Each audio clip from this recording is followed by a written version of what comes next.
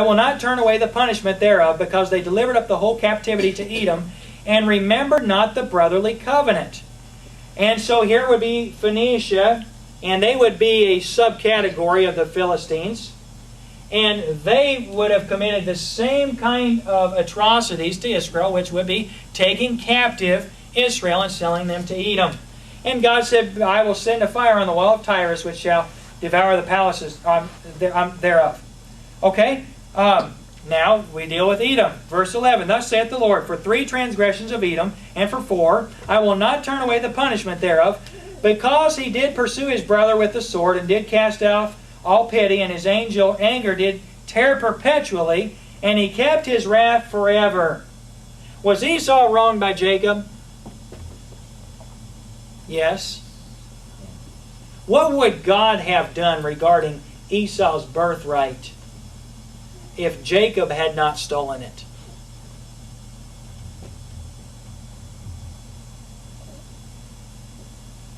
What would he have done? What was prophesied before he was born?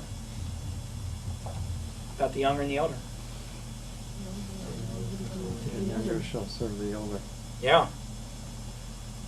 See, if Jacob hadn't worked his tricky, sneaky, conniving, thieving ways on Esau, God still would have given his inheritance, given the inheritance to Jacob. He would have done it God's way. Would have been done God's way. And so it wouldn't have been hatred between Esau and Jacob as a result of it. You know what Esau's problem is, though? Esau still hates. Still hates. And in fact, Esau hates today. Today, who's Esau? All over the Arab nations. Esau and Ishmael became a nation together. And those two brought together their hatred. See, that's why folks just don't understand. They think, well, you know what, we could just sit around in a circle and all hold hands and sing Kumbaya and everybody get along. I'm telling you, Esau and Ishmael hate forever. And they're always going to. And it's somewhat humorous to me. I guess someone today told me about our president today. Well, you know what? The other guys have gotten a chance. He should get a chance. And I thought, well, that's a fair enough statement if you're playing Russian roulette with a nation. If that's the reason for putting a president is because of everybody deserves a chance. That's not speaking about our president. I'm not talking about our president tonight. But that's a messed up way of thinking with regards to the direction of a nation. Everybody gets a turn. What I was starting to say, though, before I got off on that, and I probably shouldn't have, is this. People think that it's political between Esau and Jacob. It's not. It's deep-seated racial hatred. And you can't reason with somebody who hates because of descent or origin. It's impossible. Christians, you're naive if you think that the reason we're in Iraq today is because of oil and money. We're there today, and you know what? You can disagree about this, but I'm telling you, you don't understand.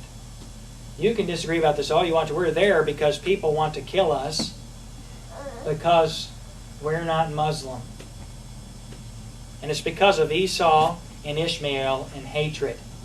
The thing which drives the religion of Islam is not an injustice. It is hatred. That's right.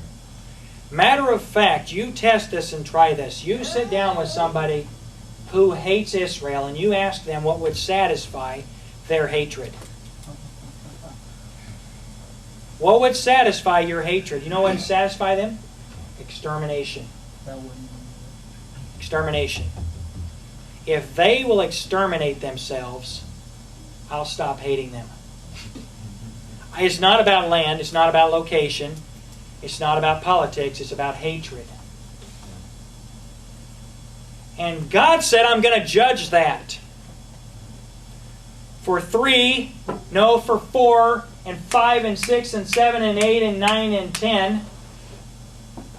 And they'll be cursed because of it. Friend, God is not unmerciful.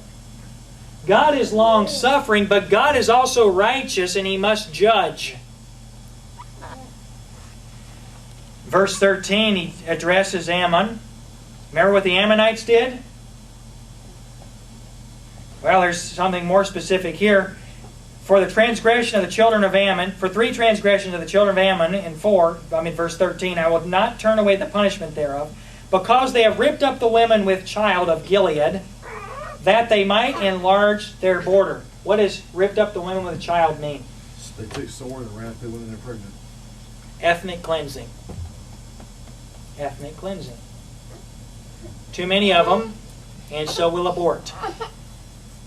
Too many of them, and so we'll abort.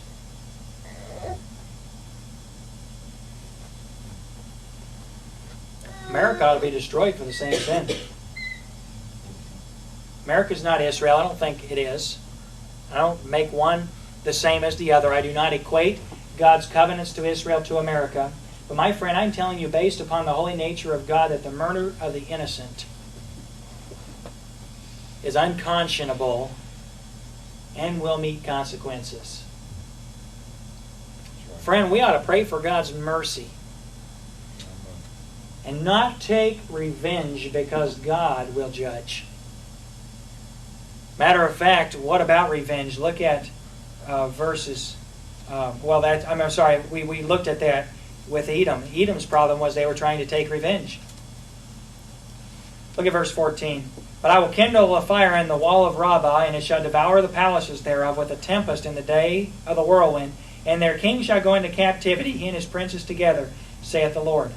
Listen, this was a real country. This was Ammon, the Ammonites. Friend, they had sins against God's people, Israel. Look at verse 1 of chapter 2. Thus saith the Lord, for 3 transgressions of Moab, and for 4 I will not turn away the punishment thereof. Here's the revenge. Because he burned the bones of the king of Edom into lime. This is the only scripture in the Bible that I'm aware of that deals with cremation. The sin of Moab was not the sin of cremation. Don't misunderstand me this evening. I'm not troubled personally by cremation. I don't prefer to be cremated because I want my body to be together when God resurrects it. But resurrecting cremated bodies won't be a difficulty for God. Matter of fact, I almost think it would be humorous to scatter the parts of my body around the world just to watch God resurrect it. And I'm not being sarcastic there. What I'm saying is, because it's so not a problem for God. Do you understand what I'm saying this evening? A lot of folks, man, be careful about that. But you know there's a reason why we have what we call a Christian burial. There's a reason why Christians don't burn the bodies of their ancestors or of their deceased. They're deceased. You know there's a reason for that? It's because we believe in the resurrection. And we show, hey, this body's going to be resurrected, so I destroy it. And that's a Bible principle, a Bible truth. And so I prefer not to be cremated for that reason. If you folks want to burn me when I'm dead, wish you would. That's about as upset as I'll get about it. God could resurrect a powdered body versus anything else. But you know what God's judging Moab for? See, Moab and Edom, they're brothers. And God's judging Moab